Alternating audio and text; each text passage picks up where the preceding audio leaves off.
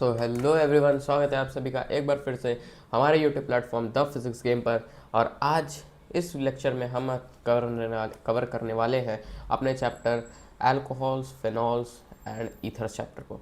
तो हमने अपने ऑर्गेनिक केमिस्ट्री के पहले chapter haloalkanes and haloarenes को बहुत अच्छे से 4 पार्ट्स में कवर अप कर लिया है। उसकी पूरे वीडियोस चैनल पे अपलोडेड है, आप प्लेलिस्ट एक्सेस करके देख सकते हैं, आपको मिल जाएंगी। और आज हम शुरू करने वाले हैं alcohols, phenols and ethers chapter को, जो कि आपका एक बहुत ही इंपॉर्टेंट चैप्टर यहाँ पर ऑर्गेनिक केमिस्ट्री में है। मीन्स आप कह सकते हैं कि आने वाले जो चैप्टर्स हैं ऑर्गेनिक के, उनका सार जो है वो यहीं से है। मीन्स शुरुआत ही यहीं से है। Haloalkanes and haloarenes से पूरा ऑर्गेनिक जो भी आपका है उसका तो शुरुआत वहाँ से है, लेकिन ये आने वाले चैप्टर्स का ये सार है। मीन्स अगर आपने ये समझ लिया तो आप आने वाले चैप्टर्स को भी अच्छे से समझ जाएंगे। तो इस वीडियो में हम बात करने वाले अपने सबसे पहले इंट्रोडक्शन देखेंगे, क्लासिफिकेशन देखेंगे, थोड़े नॉमेनक्लेचर देखेंगे और फंक्शनल ग्रुप्स का स्ट्रक्चरल कैसा है, और अल्कोहल्स के यहाँ पे एमओपी यानी कि मेथड्स ऑफ प्रिपरेशन की बात हम यहाँ पे इस वीडियो में करेंगे। और ये हमारा यहाँ पे पार्ट 1 होने वाला है, इस चैप्टर का ये हमारा पार्ट 1 होने वाला है। तो आइए बिना किसी देरी के हम इस वीडियो को शुरू करते हैं। वीडियो में आगे बढ़ने से पहले वीडियो को लाइक जरूर कीजिएगा यार, चैनल को सब्सक्राइब करके बेल नोटिफिकेशन कॉल पर सेट जरूर से कर दीजिएगा। सबसे पहले बेसिक इंट्रोडक्शन। बेसिक इंट्रोडक्शन में हम बात करेंगे कि सबसे पहले अल्कोहल क्या होता है, फिनॉल क्या होता है और ईथर क्या होता है। अल्कोहल पिछले चैप्टर में आपने सुना होगा। अल्कोहल क्या होता है कि जब भी आपका कोई कार्बन है, अगर इससे एक OH ग्रुप आके जुड़ जाए तो बस आपका यहाँ पे अल्कोहल ये हो जाता है। यानी कि किसी भी एक पर्टिकुलर कार्बन से अगर हमारा एक OH ग्रुप जाके जुड़ गया तो वो हमारा सीधा का सीधा अल्कोहल बन जाएगा। फिर अगला फिनॉल। फिनॉल की बातें मैंने पार्ट 4 में की हैं पिछले लेक्चर में, haloalkanes and haloarenes के। फिनॉल आपका क्या होता है कि जब भी आपकी बेंजीन रिंग जो C6H5 से हम लिखते हैं यहाँ पे, अगर उससे एक OH ग्रुप जाके जुड़ जाए तब आपको यहाँ पे फिनॉल देखने को मिल जाता है। या हम इसको डायग्राम के थ्रू अगर बनाए फिनॉल को, तो आपकी बेंजीन रिंग के ऊपर OH ग्रुप लगना, ये हमारे यहाँ पे फिनॉल हो गया। फिर ईथर क्या होता है। ईथर क्या होता है, आपका ऑक्सीजन बीच में हो, इधर एक कार्बन हो और एक इधर कार्बन हो। तो ऐसा जब अरेंजमेंट हमें देखने को मिले, 2 कार्बन के बीच में एक ऑक्सीजन देखने को मिले, तो उसी को हम यहाँ पे ईथर कहते हैं। ये आपका यहाँ पे ईथर कहते हैं। तो बेसिक इंट्रोडक्शन में आपको सबसे पहले तो यही जानना था कि अल्कोहल, फिनॉल, ईथर क्या होता है। अब हम इसकी आगे की बातें यहाँ पे करेंगे। अब हमें यहाँ बात कर रहे हैं क्लासिफिकेशन की। सबसे पहले हम यहाँ पे क्लासिफिकेशन करेंगे अल्कोहल्स का अपने। तो अल्कोहल्स की क्लासिफिकेशन याद रखिएगा कि अल्कोहल जो होते हैं वो आपके मोनो, डाई, ट्राई या पॉली भी होते हैं। यानी कि mono alcohol, di alcohol, tri alcohol, poly alcohol. तो पॉली जो है आपके सिलेबस में नहीं है, मोनो, डाई, ट्राई और ये आपको बेसिकली पढ़ने हैं। तो मोनो, डाई, ट्राई का क्या मतलब है, जब भी एक कार्बन से अगर एक OH ग्रुप जुड़ा है तब ये आपका मोनो अल्कोहल के अंडर में आएगा। डाई का मतलब होता है जब आपका एक कार्बन से 2 OH ग्रुप जुड़ गया है, 2 OH ग्रुप जुड़े, तब ये आपका यहाँ पे डाई अल्कोहल यहाँ पे कहलाएगा। और ट्राई का मतलब आप समझ ही गए होंगे कि 3 तरफ से जब एक कार्बन OH ग्रुप से सराउंडेड हो, तब उसे हम यहाँ पे ट्राई अल्कोहल यहाँ पे कहेंगे। या अगर हम चाहें तो इसको ऐसे भी लिख सकते हैं, जैसे आपका COH है तो यहाँ क्या हो, जैसे 2 कार्बन हो, यहाँ पे भी एक OH ग्रुप हो और एक यहाँ पे भी OH ग्रुप हो। यानी जितने ज़्यादा OH ग्रुप होंगे उतना आपका यहाँ पर इसकी मोनो अल्कोहल की कैटेगरी आएगी, या डाई की या ट्राई की। अब ट्राई के लिए भी आप लिख सकते हैं COH, C 3 कार्बन लगे हों, उसके साथ 3 OH ग्रुप हो, तब भी आपका यहाँ पर ट्राई अल्कोहल की कैटेगरी में आ जाएगा। आई थिंक आपको ये चीज़ समझ में यहाँ पे आ गई होगी। तो अब हम यहाँ पे अगला बात करते हैं हमारे यहाँ पे फिनॉल्स के बारे में। फिनॉल में भी क्या होना है, फिनॉल में भी अब आप यहाँ पे चीज़ समझ ही गए होंगे। फिनॉल में भी अब आपको यहाँ पे क्या ही समझना होगा दादा। एक सेकेंड, NCERT भी आपको एक चेक कर ही लेता हूँ एक बार, ताकि आपको यहाँ पे सारी चीज़ें यहाँ पे पता हो। फिनॉल जो रहता है वो बल्कि आपका और कुछ नहीं है, बल्कि एक विनाइलिक अल्कोहल ही होता है। अभी हम यहाँ पे बेंजाइलिक एलाइलिक वाले की भी बात करेंगे, लेकिन फिनॉल जो है वो आपका यहाँ पे एक विनाइलिक अल्कोहल ही होता है। विनाइलिक अल्कोहल को ही हम यहाँ पर फिनॉल यहाँ पे कह सकते हैं। समझने के लिए आप चाहे तो इसको समझ सकते हैं। बेंजीन रिंग के ऊपर जब OH ग्रुप जुड़ता है तो आपका फिनॉल हो जाता है। अब अगर आपने मान लीजिए इसी के साथ अगर आपने यहाँ पे 2 OH ग्रुप लगा दिए, 2 OH ग्रुप, मान लीजिए एक OH यहाँ लग गया, एक OH यहाँ लग गया, तो अब ये क्या हो गया, ये हो गया आपका 1,4 डाइफेनो। क्या नाम होगा आप इसको यहाँ पे सोचिए, देखिएगा विनाइलिक अल्कोहल क्या है कि आप इसको यहाँ पे समझ सकते हैं, इसको एग्जैक्टली ऐसा नहीं कहा जाता, लेकिन आप इसको यहाँ पे समझने के लिए यहाँ पे समझ सकते हैं। तीसरा जो आता है वो आपका यहाँ पे ईथर होता है। अब ईथर की बात करते हैं। ईथर जो रहता है, ईथर की क्लासिफिकेशन के लिए हमने देख लिया था कि COC, इससे ज़्यादा इसका और कोई क्लासिफिकेशन हमें देखने को यहाँ पे नहीं मिलता। ईथर आपका बस यही रहता है। एक बार मैं NCERT में गो थ्रू कर लेता हूँ कि अगर आप कुछ और अगर आपको यहाँ पे मिल जाए तो बेटर है। ईथर में बस एक कैटेगरी ये रहती है कि अगर यहाँ पे दोनों तरफ एक एक कार्बन है तब ये आपका सिंपल या सिमेट्रिकल ईथर यहाँ पे कहेंगे, सिमेट्रिकल ईथर, सिंपल या सिमेट्रिकल ईथर। अब मान लीजिए अगर आपका यहाँ पर ईथर कुछ ऐसा है, यानी कि यहाँ पे 2 कार्बन है और फिर एक ऑक्सीजन फिर एक कार्बन है, तो अब इस केस में दोनों साइड कार्बन यहाँ पे इक्वल नहीं है। दोनों साइड पे जब ऑक्सीजन के दोनों लेफ्ट और राइट दोनों साइड पे अगर कार्बन इक्वल अमाउंट में रहते हैं तो हम उसे सिमेट्रिकल ईथर कहते हैं। लेकिन अगर दोनों तरफ इक्वालिटी नहीं है तो इसे हम एसिमेट्रिकल ईथर भी यहाँ पे कहते हैं, एसिमेट्रिकल ईथर। आई थिंक इतना क्लासिफिकेशन आपको यहाँ पे समझ में आ गया होगा कि अल्कोहल, फिनॉल और ईथर को हम कैसे क्लासीफाई यहाँ पे करते हैं। अब हम यहाँ बात करने वाले हैं अल्कोहल की कुछ और क्लासिफिकेशन के बारे में। तो अब हम यहाँ पे अल्कोहल के बारे में बात करने वाले हैं, अल्कोहल की कुछ और क्लासिफिकेशन के बारे में। तो अल्कोहल आपके 2 और तरीके से क्लासीफाई होते हैं। एक होता है आपका sp3 हाइब्रिडाइज्ड अल्कोहल, एक मिनट, sp3 हाइब्रिडाइज्ड अल्कोहल, और एक होता है आपका यहाँ पर sp2 हाइब्रिडाइज्ड अल्कोहल।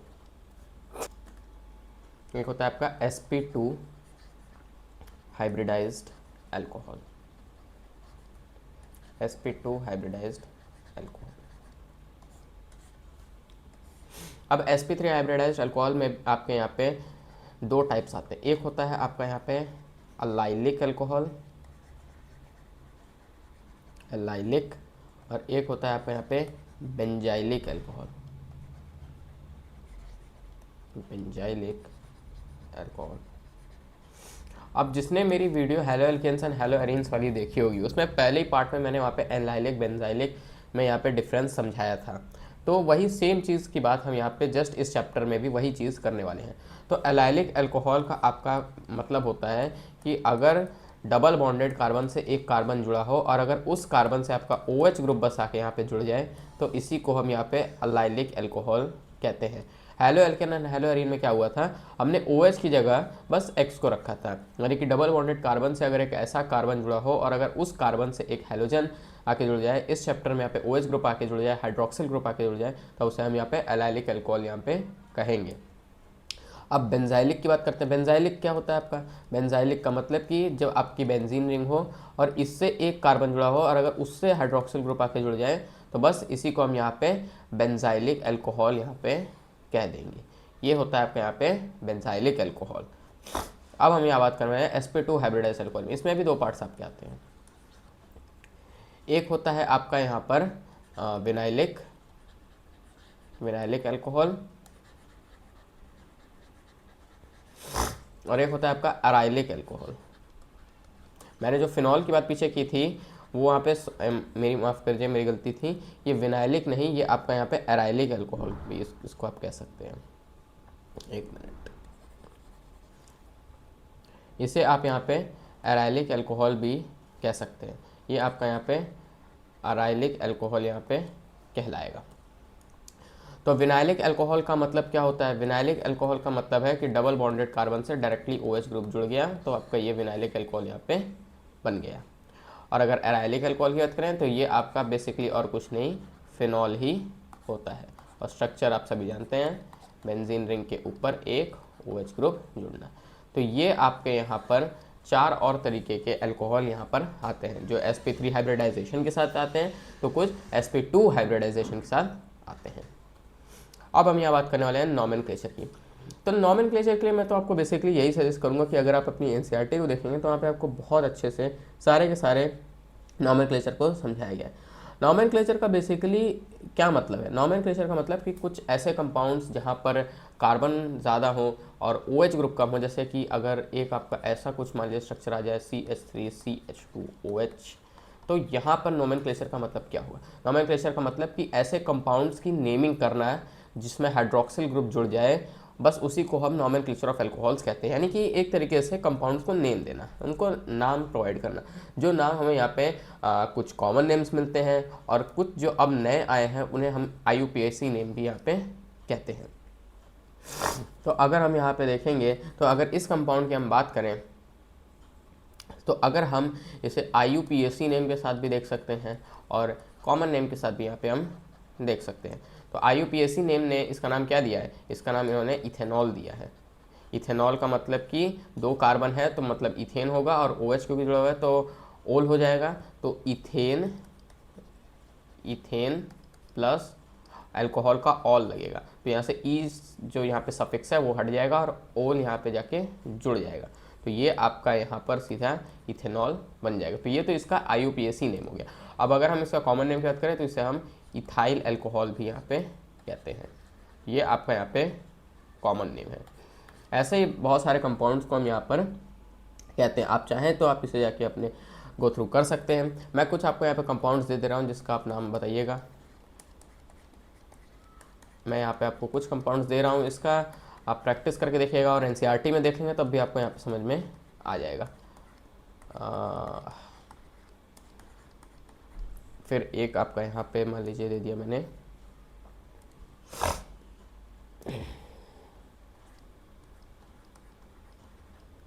ओके।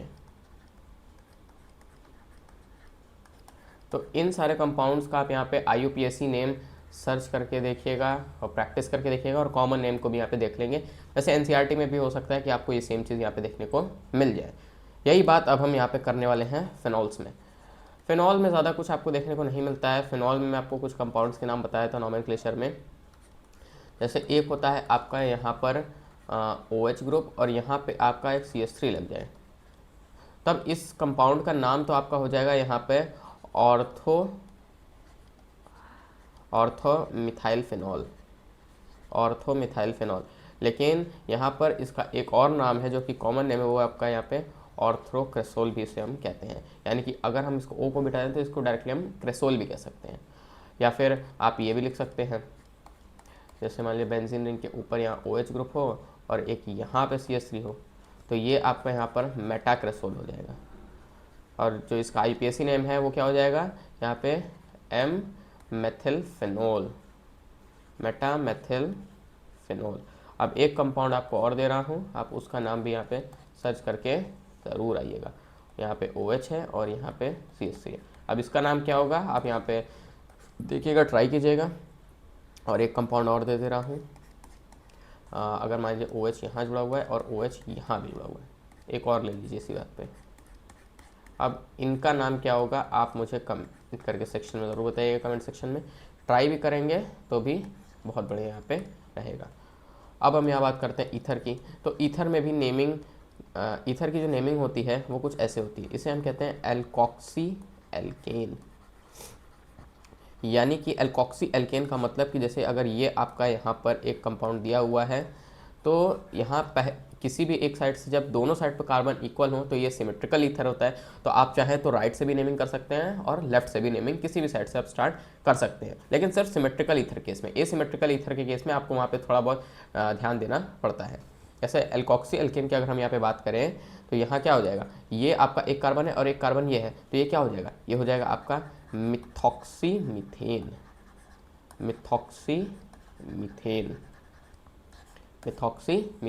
अगर यहीं पे अगर 2 कार्बन हो जाते हैं दोनों साइड पे तो इसका नाम आपका ये पड़ जाता है यहाँ पे इथॉक्सी इथेन। तो ये तो आपके यहाँ पे सिमेट्रिकल ईथर के केस है। अब मैं आपको यहाँ पे कुछ एसिमेट्रिकल ईथर के केस दे रहा हूँ, आप इसको सॉल्व करके ज़रूर देखिएगा। अब ये किधर से नेमिंग स्टार्ट होगी आप उसको ज़रूर ट्राई कीजिएगा।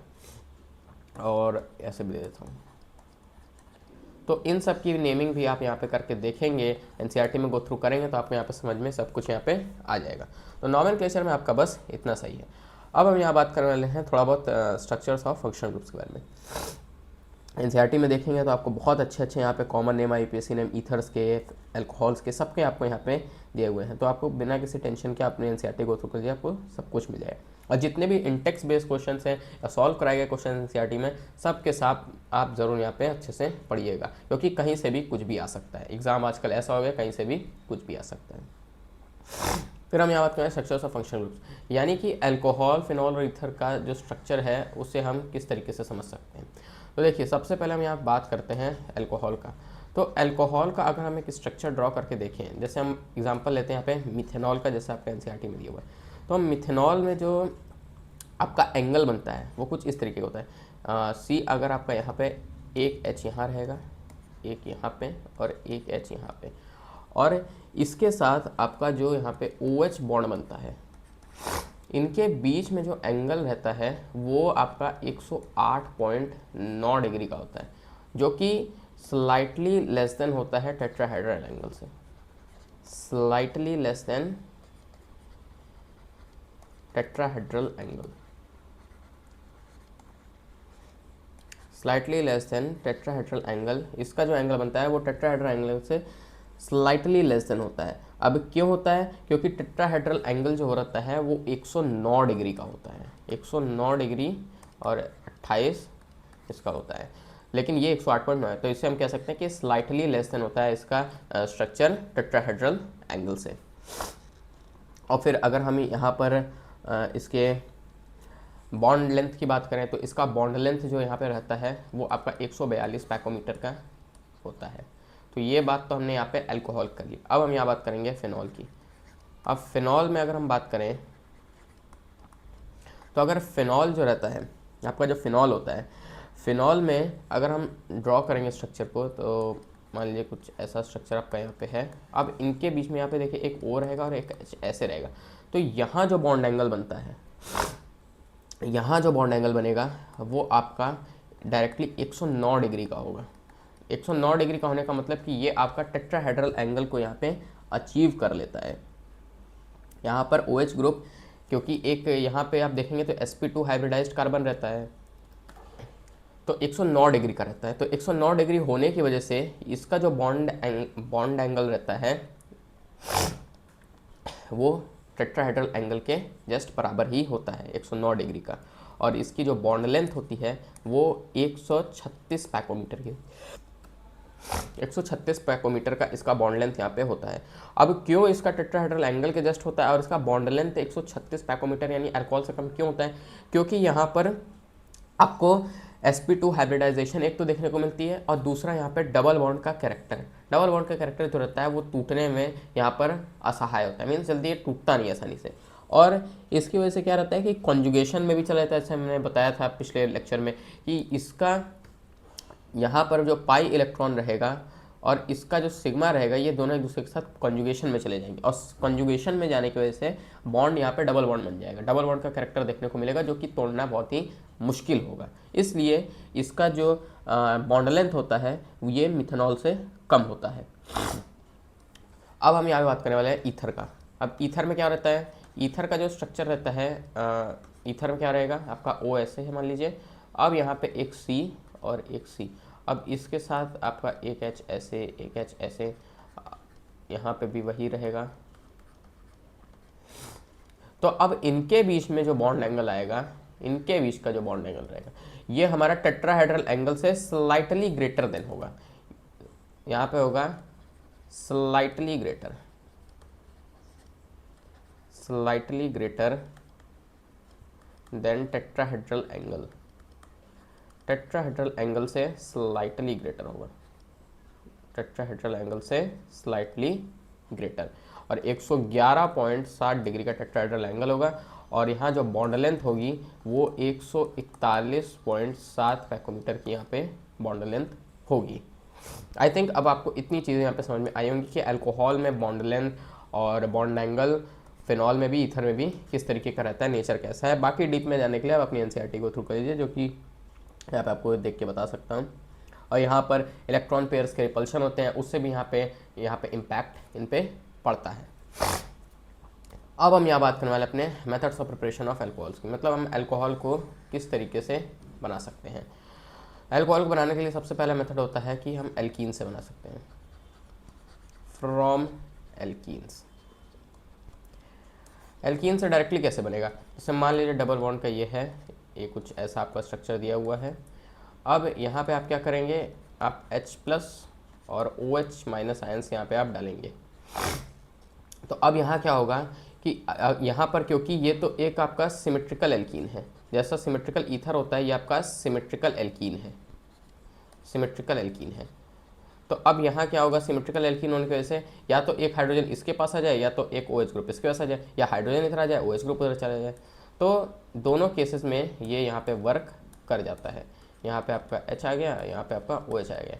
अब चाहे तो हम इसको पलट के भी लिख सकते हैं, OH को इधर डाल दीजिए, H को इधर डाल दीजिए, कोई यहाँ पे फ़र्क नहीं पड़ता है अगर सिमेट्रिकल एल्कीन का केस है। लेकिन मुद्दा फंसता है जब आपका एसिमेट्रिकल एल्कीन का केस आ जाता है। मुद्दा तब फंसता है जब आपका सिमेट्रिकल एल्कीन, एसिमेट्रिकल एल्कीन का केस आता है। एसिमेट्रिकल एल्कीन, मैंने हेलो एल्कीन और हेलो एल्केन और हेलो एरीन चैप्टर में भी इसका बात यहाँ पे किया था। यहाँ पे दो रूल्स जो रहते हैं वो प्ले में आ जाते हैं। अब मान लीजिए यहाँ पर आपको दिया हुआ है CH3CH डबल बॉन्ड CH2। अब यहाँ आप क्या करेंगे, यहाँ क्या करेंगे, अब यहाँ क्या होगा कि अगर आपने वाटर डाला तो आपका यहाँ पे H प्लस का आयंस यहाँ पे दिया हुआ है। अब क्या होगा, क्या होगा यहाँ पे, क्या होगा थोड़ा सोचिए, सोच लिया होगा आई थिंक आपने।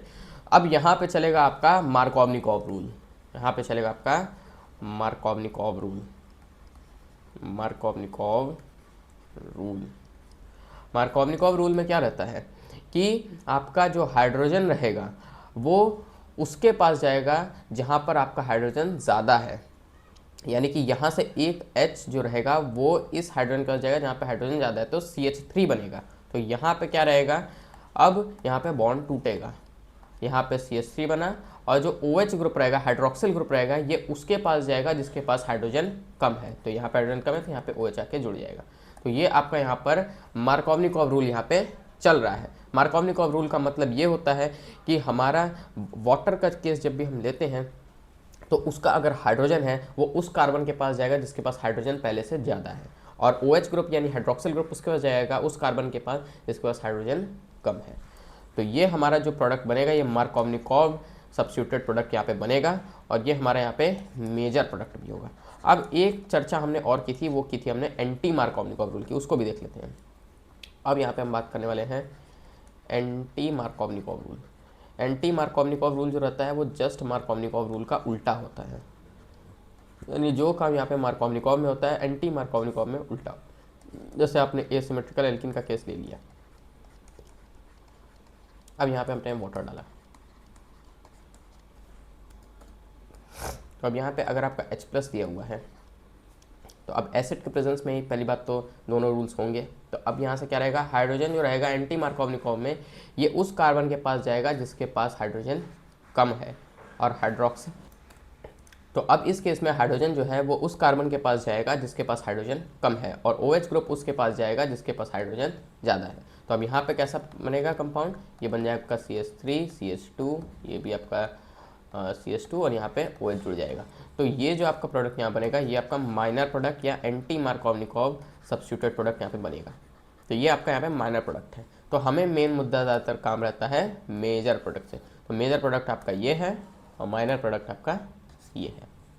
ये तो हो गया एक तरीका। अब अगला तरीका आपका यहाँ पे होता है, वो होता है आपका अगला होता है आपका यहाँ पे हाइड्रोबोरेशन ऑक्सीडेशन मेथड से। एक सेकंड, ये आपका हाइड्रोबोरेशन ऑक्सीडेशन मेथड,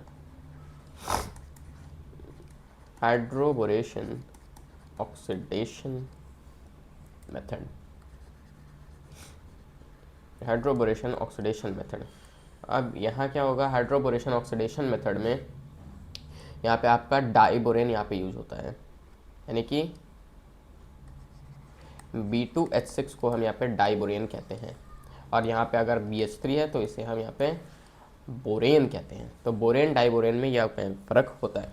अब यहाँ पे क्या खेल होगा, अब यहाँ क्या है कि अगर हम इस साइड में देखें तो डाइबोरेन जो रहता है वो एल्कीन के साथ रिएक्ट करके एक ट्राई एल्काइल बोरेन हमें यहाँ पे देता है, जो कि एक एडिशन प्रोडक्ट होता है।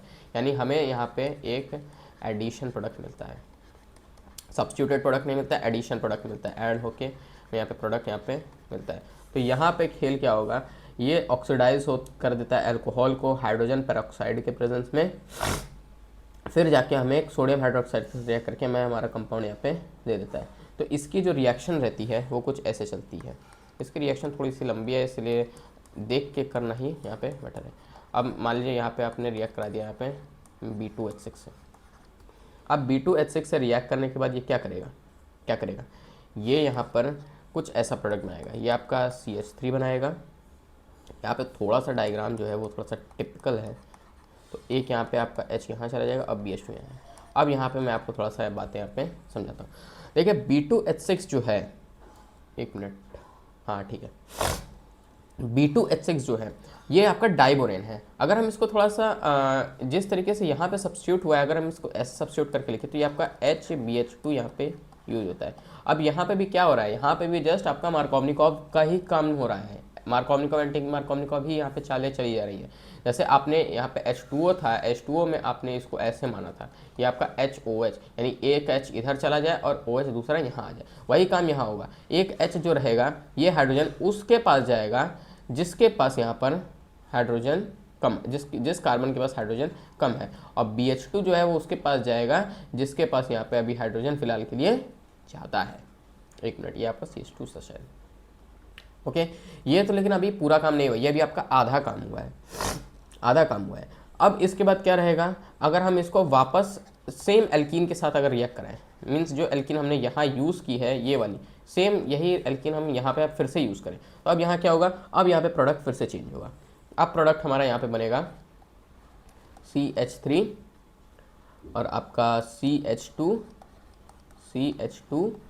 और क्योंकि यहाँ पे आपने एल्कीन फिर से यूज़ किया तो ये ट्वाइस हो जाएगा, 2 टाइम्स हो जाएगा। एक एल्कीन यहाँ पे आपने बनाई है और एक यहाँ पे बनी है, तो 2 टाइम्स आपके यहाँ पे ऐड होके बन जाएंगे, और साथ में आपका BH2 जो रहेगा वो भी यहाँ पे होगा। अब इसके बाद क्या होगा, अब इसके बाद आप इसको फिर एल्कीन के साथ रिएक्ट कराएंगे, तो अब क्या होगा, यहाँ पे भी सेम वही चीज़ें बनेंगी, CH3, CH2, और अब ये जो है ये आपका कितने टाइम्स हो जाएगा, 3 टाइम्स हो जाएगा। और यहाँ से एक चीज़ ध्यान रखिएगा, यहाँ से हाइड्रोजन गायब हो रहा है, ये आपका एक हाइड्रोजन रहेगा, माफ़ कीजिएगा, एक हाइड्रोजन यहाँ पर रहेगा।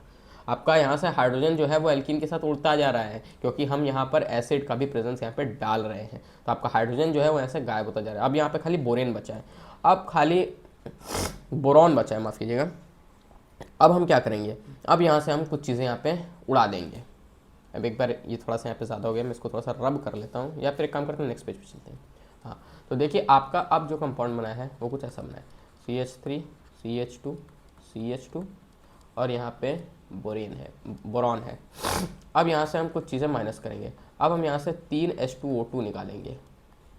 क्यों? क्योंकि हाइड्रोजन पेरोक्साइड का यहाँ पे प्रेजेंस है, हाइड्रोजन पेरोक्साइड का प्रेजेंस यहाँ पे रहेगा, और फिर हम इसको इसी में H2O और OH माइनस आयंस के साथ रिएक्ट कराएंगे। OH माइनस आपका एसिड की तरह काम कर रहा है। फिर हमें जाके हमारे यहाँ पर करस्पॉन्डिंग प्रोडक्ट हमें यहाँ पे मिलेगा, जो कि हमारा यहाँ पे अल्कोहल होगा, CH3, CH2 और ये OH। तो ये हमारा यहाँ पर अल्कोहल यहाँ पे बन के प्रिपेयर हुआ है। इस तरीके से हमारा यहाँ पे अल्कोहल बना है, और इसके साथ हमारा बोरॉन हाइड्रोक्साइड जो है वो भी यहाँ पे निकल के आया है, और इस कंपाउंड का नाम हम दिए हुए हैं प्रोपेन-1-ओल। इसका नाम होता है प्रोपेन-1-ओल, या प्रोपेनॉल भी आप इसको कह सकते हैं। क्यों कह सकते हैं? क्योंकि एक OH ग्रुप यहाँ प्रेजेंट है। अब एक बार फिर से देखते हैं। देखिए सबसे पहले हमने क्या किया, एक एल्कीन को उठाया, एक याद रखिएगा, प्रेजेंस ऑफ हाइड्रोजन पेरोक्साइड, ये यहाँ पे लिख लीजिए ताकि आपको याद रहे। हाइड्रोजन पेरोक्साइड का भी प्रेजेंस यहाँ पे डालते हैं। देखिए शुरुआत कैसे हुई है, एल्कीन को हमने यहाँ पे यूज़ किया, ये फर्स्ट स्टेप है। अब इसमें हमने यहाँ पे डाइबोरेन का यूज़ किया, 2 टाइम्स यहाँ पे है। अब डाइबोरेन का यूज़ हुआ, डाइबोरेन जो है वो इस एल्कीन के साथ रिएक्ट करके हमें कुछ इस तरीके का कंपाउंड यहाँ पे लाके दिया है। अब फिर हमने इसको फिर सेम एल्कीन के साथ रिएक्ट कराया, क्योंकि हमें हमारा अल्कोहल चाहिए, अभी हमें हमारा अल्कोहल नहीं मिला है, हमें अल्कोहल बनाना है। अब यहाँ से फिर एल्कीन को यूज़ किया, तो अब यहाँ पे कुछ 2 टाइम्स आपका ये आ गया और यहाँ से एक हाइड्रोजन जो है वो यहाँ से गायब हो गया। इसको रब ही कर देते हैं, ज़्यादा बेटर रहेगा आपके लिए। तो देखिए अब यहाँ क्या होगा, ये आपका यहाँ से गायब हो गया। ओके, हाँ, तो अब ये यहाँ से एक हाइड्रोजन आपका यहाँ से गायब हो गया। अब फिर हमने सेम एल्कीन का यूज़ किया, फिर हमने एल्कीन और एसिड का यूज़ यहाँ पे फिर से किया, तो अब हमें यहाँ पे ये 3 टाइम्स मिल गया और फिर एक हाइड्रोजन जो है वो यहाँ से गायब हो गया, खाली बोरॉन बचा। अब हमने क्या किया, अब ये जो कंपाउंड हमारे यहाँ पे बचा है, अब इसको हमने यहाँ पर इसमें से 3 H2O2 को माइनस कर दिया है। यहाँ से आप खोज के देख सकते हैं 3 H2O2 यानी कि 6 H2 आपने यहाँ से लिया, ये 3 टाइम्स होगा, तो आपने यहाँ से 2 टाइम्स निकाल दिया। अब यहाँ CH3CH2 बचा है, अब हमें बस इस बोरॉन को हटाना है। तो अब क्योंकि यहाँ पे जो H2O को हमने ऐड कर रहे हैं और यहाँ से जो माइनस हो रहा है, जो भी हमारे यहाँ पे प्रोडक्ट बनेगा, खोल के जब आप इसको ड्रॉ करेंगे तो आपको समझ में आएगा कि यहाँ पे क्या क्या यहाँ पे है। मैं आपको स्ट्रक्चर दिखा दे रहा हूँ, आप उसको खुद से यहाँ पर करके देख लीजिएगा। ये आपका 3 है,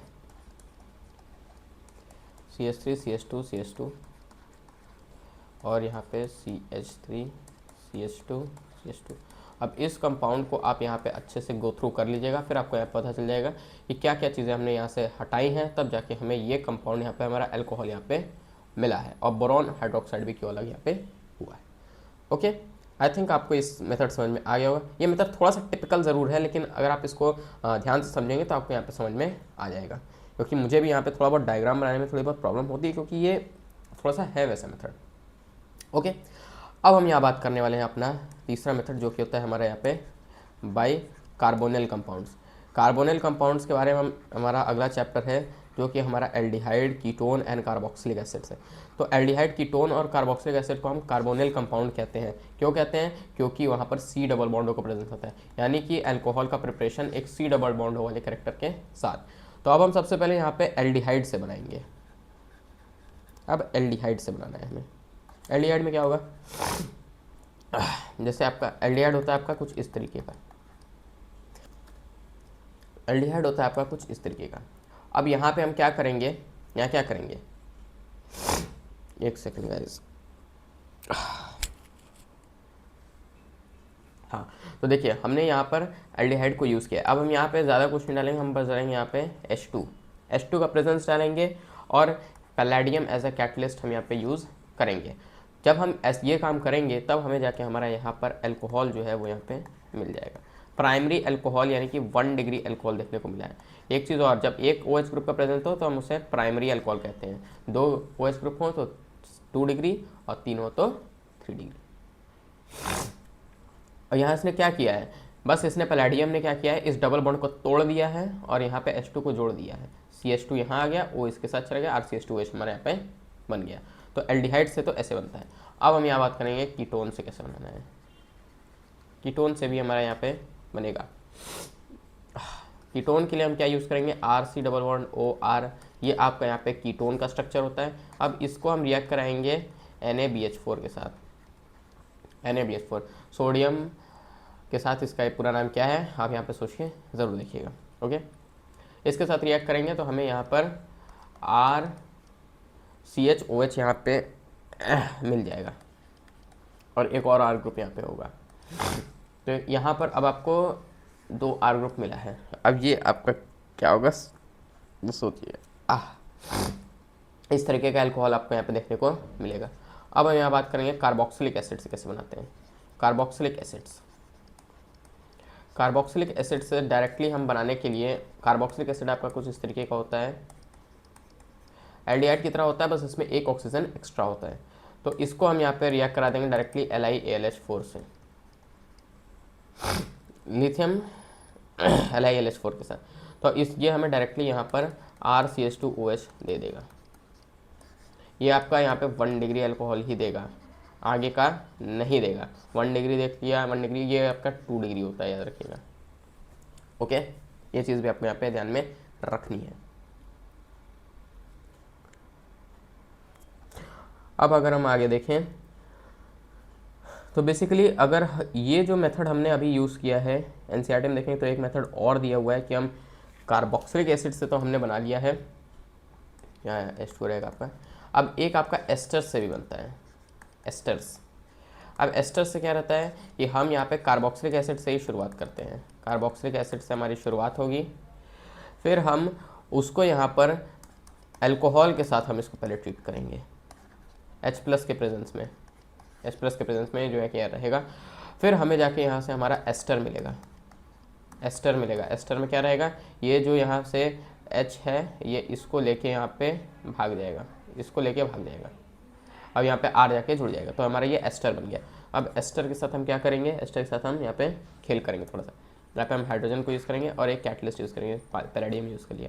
तो अब इसके साथ हमें जब आगे बढ़ेंगे तो हमें यहाँ पे हमारा करस्पॉन्डिंग अल्कोहल यहाँ पे मिल जाएगा। तो हम एस्टर से भी चाहें तो यहाँ पे हम अपना अल्कोहल बना सकते हैं। एस्टर्स का बेसिकली 12th में कोई बहुत ज़्यादा लेना देना नहीं, 11th में थोड़ा बहुत लेना देना है, क्योंकि ये डायरेक्टली कार्बोक्सिलिक एसिड और अल्कोहल को मिक्स करके यहाँ पे एस्टर यहाँ पे बनता है। तो इस तरीके से हमने यहाँ पर अपने इस पोर्शन को भी यहाँ पे कवर अप कर लिया है। अब हम यहाँ बात करेंगे कि तीसरा मेथड ऑफ प्रिपरेशन जो कि आपका ग्रिग्नार्ड रिएजेंट से होता है। एक सेकेंड। तो अब हम बात करने वाले हैं अपना तीसरा मेथड ऑफ प्रिपरेशन जो कि होता है from Grignard reagent. Grignard reagent के बाद हमने अभी अपने पिछले चैप्टर में किया था। ग्रिग्नार्ड रिएजेंट आपका क्या होता है, ग्रिग्नार्ड रिएजेंट आपका बेसिकली कुछ नहीं होता है, एक आपका कार्बन होता है, उसके साथ मैग्नीशियम और यहाँ पर एक हैलोजन जुड़ा रहे, यानी कि कार्बन, मैग्नीशियम और एक हैलोजन का जब मिक्सचर होता है, जब बनता है, तो उसी को हम यहाँ पे ग्रिग्नार्ड रिएजेंट कहते हैं। और ये बहुत बढ़िया रिएजेंट होता है, ये किसी भी कंपाउंड को बनाने के लिए बहुत आसानी से ये बना देता है। तो सबसे पहले हम यहाँ पे प्रिपेयर करेंगे यहाँ पे अपना प्राइमरी अल्कोहल। देखिए प्राइमरी अल्कोहल जो डिपेंड करता है, ये डिपेंड करता है कि आपके कितने कार्बन एक कार्बन से जुड़े हैं जो कि एक OH ग्रुप से जुड़ा हो। वो हमारे यहाँ पे 1 डिग्री, 2 डिग्री, 3 डिग्री क्लासीफाई करते हैं। और जितने OH ग्रुप रहते हैं वो आपके यहाँ पे मोनो अल्कोहल को बताते हैं, या डाई अल्कोहल, या ट्राई अल्कोहल, या पॉली अल्कोहल, ऐसे ये सब बताते हैं। तो हम सबसे पहले प्रिपरेशन करेंगे 1 डिग्री अल्कोहल का। तो 1 डिग्री अल्कोहल को बनाने के लिए हम यहाँ पे स्टार्ट करते हैं हमारे HCHO से, जो कि आपका यहाँ पे फॉर्मेल्डिहाइड होता है। तो फॉर्मेल्डिहाइड से हम यहाँ पे स्टार्ट करते हैं, फॉर्मेल्डिहाइड। अब इसको हम ट्रीट करेंगे सबसे पहले अपने RMGX का, जो हमारा ग्रिग्नार्ड रिएजेंट यहाँ पे होता है। अब इसको हम ट्रीट करेंगे तो क्या होगा, अगर आपका खुलेगा, याद रखिएगा ये आपका खुले में ऐसा दिखता है HC⋯OH, ओके। अब RMGX जो रहेगा वो इसी के साथ जाके जुड़ जाएगा। अब ये H है और यहाँ पे आपका O था, अब ये यहाँ पे बदल जाएगा, यहाँ पे बॉन्ड टूटेगा, MGX जाके यहाँ जुड़ जाएगा और R जो है वो आके यहाँ लग जाएगा। तो इस तरीके का आपको यहाँ पे कंपाउंड देखने को मिलेगा, ओके। अब इसके बाद इसका ट्रीटमेंट होगा सीधा यहाँ पे H+OH- के साथ, यानी कि वाटर के साथ इसका ट्रीटमेंट यहाँ पे होगा। अब जैसे ही ट्रीटमेंट होगा तो अब क्या रहेगा, ये OH जो रहेगा, ये OH आके इस MGX को उठा ले जाएगा, ये OH जो है वो इसको उठा के चला जाएगा और ये जो H रहेगा वो आके यहाँ पे जुड़ जाएगा। तो हमारा यहाँ पे अल्कोहल देखने को मिल जाएगा। तो आपका कुछ कंपाउंड ऐसा बनेगा HCOH और ये H और यहाँ पे R। अब क्योंकि एक ही कार्बन हमारा उस पर्टिकुलर कार्बन से जुड़ा है जो OH ग्रुप से कनेक्टेड है, तो इसे हम यहाँ पर 1 डिग्री अल्कोहल यहाँ पे कहेंगे। और जो हमारा कंपाउंड इसके साथ निकलेगा वो निकलेगा कुछ ऐसा, ये R नहीं होगा, ये आपका MgOH(X). तो ये आपका यहाँ पे अलग से प्रोडक्ट यहाँ पे निकलेगा। तो ये आपका यहाँ पर प्रिपरेशन करता है 1 डिग्री अल्कोहल का। अब हमें बनाना है यहाँ पे 2 डिग्री अल्कोहल। अब 2 डिग्री अल्कोहल कैसे बनाते हैं उसकी हम यहाँ पे बात करते हैं। एक मिनट और, फॉर्मेल्डिहाइड का आप चाहें तो एक और नाम लिख सकते हैं जो कि यहाँ पे होता है, वो होता है आपका यहाँ पे मिथेनल। अब कौन सा कॉमन है और कौन सा IUPAC है, इसे आप यहाँ पर समझ के देखिए और पढ़ के देखिए, आपको पता चल जाएगा, ओके। अब 2 डिग्री अल्कोहल को प्रिपेयर करना है। 2 डिग्री अल्कोहल को प्रिपेयर करने के लिए हम यहाँ पे यूज़ करते हैं हमारे इथेनल का, यानी कि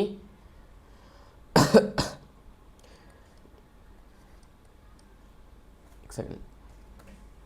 तो हम यहाँ पे यूज़ करते हैं हमारे RCHO का। एक सेकेंड, ये आपका यहाँ पे गलत मेरे से बन गया था, ओके, कोई बात नहीं। हाँ, तो देखिए अब ये आपका यहाँ पे RCHO से बनेगा, RC डबल बॉन्ड OH, ये आपका यहाँ पे एल्डिहाइड होता है। अब इसका ट्रीटमेंट हम फिर से RMGX के साथ करेंगे। तो ट्रीटमेंट जब करेंगे तो यहाँ पे क्या होगा, डबल बॉन्ड जो रहेगा वो टूटेगा और इसके साथ जाके हमारा NGX जो है वो लग जाएगा, यहाँ पे H रहेगा और R आपका यहाँ पे जाएगा। अब 2 कार्बन आ गए, 2 कार्बन आ गए तो मतलब 2 डिग्री अल्कोहल तो बनना यहाँ से तय है। तो अब हम क्या करेंगे, बस कुछ नहीं, यहाँ पे H+ और OH- आयंस को यहाँ पे यूज़ कर लेंगे, तब जाके हमारा करस्पॉन्डिंग जो रहेगा वो यहाँ से हमें अल्कोहल मिल जाएगा। ये आपका इस तरीके का स्ट्रक्चर बनेगा, 2 कार्बन है और उस कार्बन से कनेक्टेड जो कि एक हाइड्रोक्सिल ग्रुप OH ग्रुप से जुड़ा है। तो हमें यहाँ पे 2 डिग्री अल्कोहल देखने को मिल गया और इसके साथ जो प्रोडक्ट निकला है वो निकला है हमारा MgOH-X। MgX जो रहता है वो शांति से OH ग्रुप को लेकर चला जाता है और H को अपनी जगह दे देता है कि आओ तुम मेरी जगह बैठ जाओ, मैं तुम्हारे दोस्त के साथ चला जाता हूँ। जैसे समझ लो कि ये है एक लड़का और ये है लड़की, ये इसकी दोस्त है। अब ये आ गया एक तीसरा पर्सन, अब ये क्या करेगा, वो इस लड़की को लेकर चला जाएगा और करेगा भाई तुम मेरी जगह बैठो, मैं इसके साथ घूम के आता हूँ। तो ये जो रहेगा ये अपनी जगह छोड़ देगा इसके लिए और ये इसको लेके भाग जाएगा।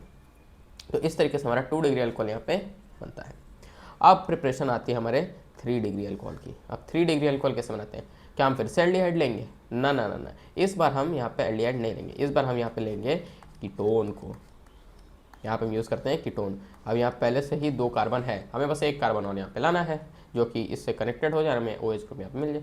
तो बस फिर से ये RMGX से यहाँ पे रिएक्ट करेगा और हमें जो कंपाउंड देगा वो कुछ ऐसा रहेगा। यहाँ पे डबल बॉन्ड टूटेगा, MgX अपनी जगह आके बना लेगा, यहाँ पे एक R रहेगा, यहाँ पे भी एक R रहेगा। अब 3 R हमें मिल गया, यानी कि 3 डिग्री अल्कोहल तो हमें यहाँ से मिलने ही वाला है। बस अब इसको हम H+ और OH- के साथ रिएक्ट करवा देंगे और उसके बाद फिर हमें यहाँ से RCOH, R और R यहाँ से मिल जाए।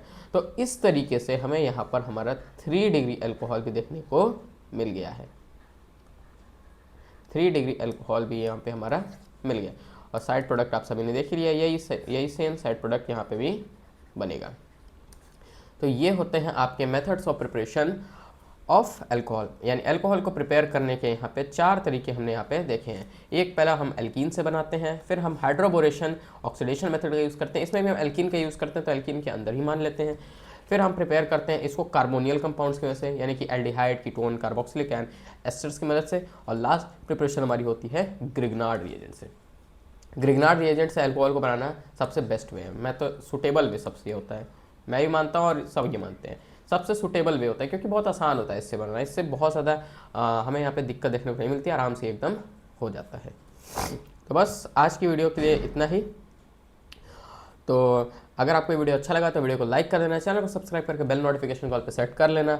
और आज हमारा अल्कोहल, फिनॉल एंड ईथर का यहाँ पे पार्ट 1 यहाँ पे कवर अप हो गया है। अब इसका जो नेक्स्ट पार्ट है वो बहुत जल्दी आपको यहाँ पे हमारे चैनल पे मिल जाएगा। पार्ट 2 के लिए आप यहाँ पे वेट करिए और तब तक प्लेलिस्ट में जो आपके चैनल पे अवेलेबल है, हमारे चैनल पे आप चाहें तो सारे प्लेलिस्ट के सारे वीडियोस को एक्सेस कर सकते हैं। पूरी फिजिकल केमिस्ट्री मैंने यहाँ पे आपको पढ़ा दी है और अभी ऑर्गेनिक का पोर्शन चल रहा है, इसके बाद हम इनऑर्गेनिक पे भी लास्ट में जाएंगे जब ऑर्गेनिक का पोर्शन हमारे यहाँ पे खत्म होगा।